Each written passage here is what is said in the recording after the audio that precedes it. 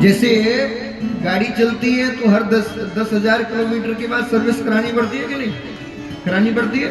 ठीक उसी प्रकार हर 15 दिन में इस शरीर रूपी गाड़ी की सर्विस कराने का दिन है एकादशी। बिना रुके बिना सर्विस कराए दिन रात चलाते ही रहोगे तो एक दिन इसमें बेकार आ जाएगा, बिगड़ जाएगी। इसलिए हर 15 दिन में एक बार ऋषियों ने कहा व्रत रख लो, उससे तुम्हारी शारीरिक और मानसिक समस्याएं दूर हो जाएंगी। लेकिन व्रत रहे वो ये निराहार।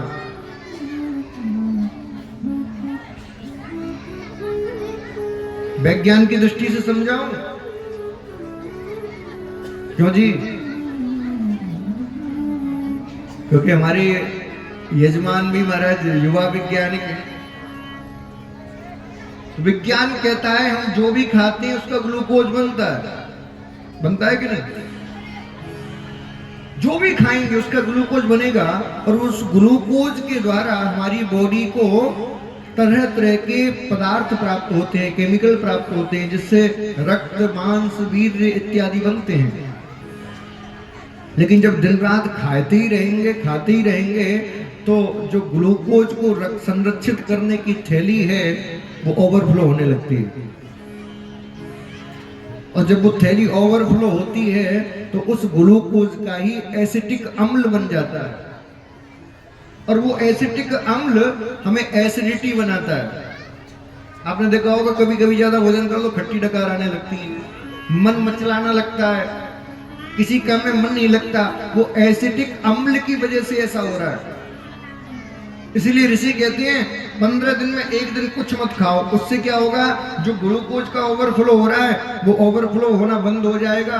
जो ज्यादा ग्लूकोज बन रहा है एक दिन नहीं खाओगे तो उसी में से बॉडी अपना काम निकाल लेगी, एसिडिक अम्ल नहीं बनेगा, पेट की किसी प्रकार की समस्या नहीं होगी और गैस की समस्या तो जीवन भर के लिए खत्म हो जाएगी। समझ में आ रही है मेरी बात? इसीलिए एकादशी रखो तो कुछ मत खाओ, केवल गुनगुना पानी पियो पूरे दिन, केवल गुनगुना पानी, और कुछ नहीं खाना। तो व्रत का मतलब है अब इतना रख के बैठ गए फिर को हमारा व्रत है। बाजार में आजकल लोग कहते हैं वो महाराज जी आज हमारा फास्ट है, फास्ट। मैं आजकल फास्टिंग पर हूं ना। हमने कहा फास्ट का मतलब क्या होता है? एक व्यक्ति बोला महाराज जी हम बताएं? बोले हाँ। बोले जो बिना रुके फास्ट किया जाए। बोले वही फास्ट है। रुकता कहाँ है? सुबह से लेके शाम तक खाते ही रहता है। फास्ट के नाम पर पहले सुबह जूस पिएगा कमजोरी ना आ जाए, फिर ड्राई फ्रूट्स खाएगा, फिर सैलेड आ जाएगा। फास्ट है हमारा। तो ऐसा फास्ट मत करो, थोड़ा स्लो करो।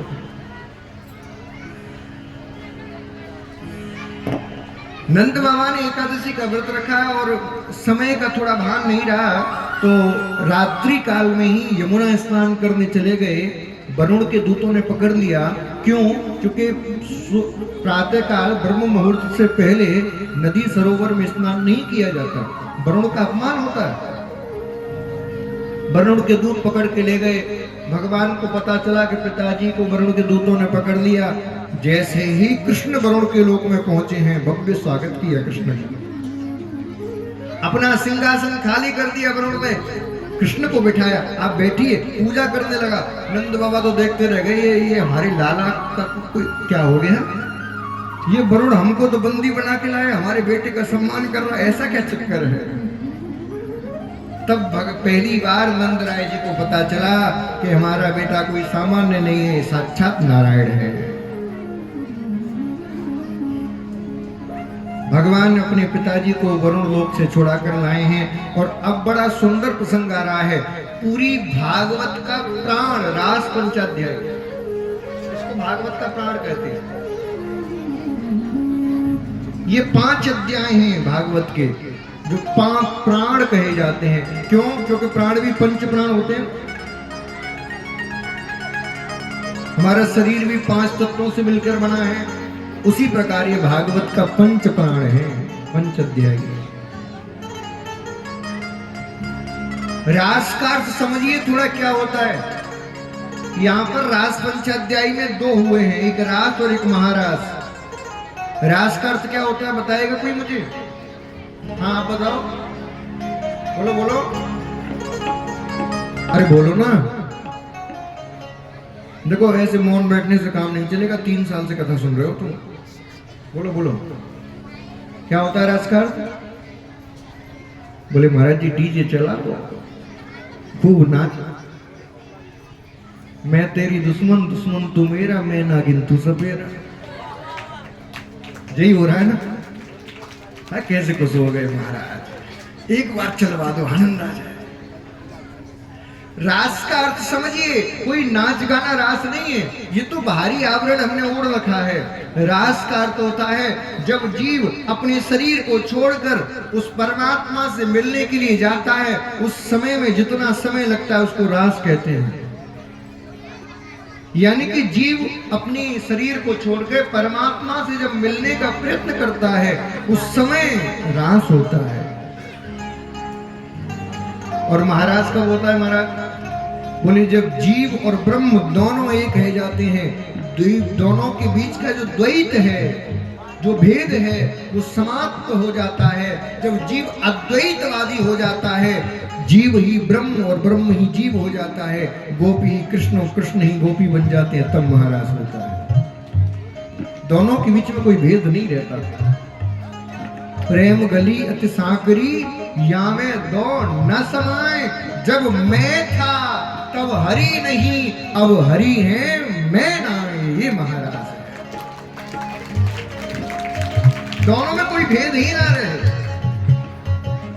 इसीलिए आप देखिए सूरदास जी ने जीवन भर पद गाए, जीवन भर, जब तक कृष्ण नहीं मिले तब तक कहते सूरदास प्रभु की वाणी, किम किम किन्हु न जाने।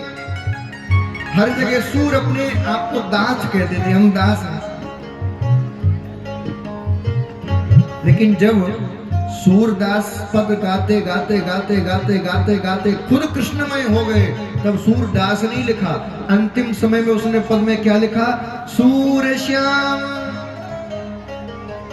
यानी कि पहले जो सूरदास था, अब वो सूर श्याम बन गया है। अब श्याम में और सूर में कोई अंतर ही नहीं रहता।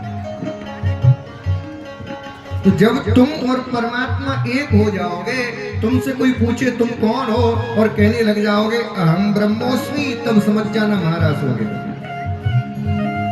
लेकिन ये काम होना बड़ा आसान नहीं है, बड़ा कठिन काम है महाराज। अच्छा, महाराज में प्रवेश करने के लिए क्या क्या नियम है थोड़ा सुन लीजिए। आप सुनना चलना चाहते हो महाराज में? बोलिए। तो ये नियमों से गुजरना पड़ेगा, ये क्राइटेरिया है महाराज को प्राप्त करने का। प्रथम सुने भागवत भगवत रसिक वाणी, द्वितीय आराधे भक्ति व्यास नभ भांति बखान,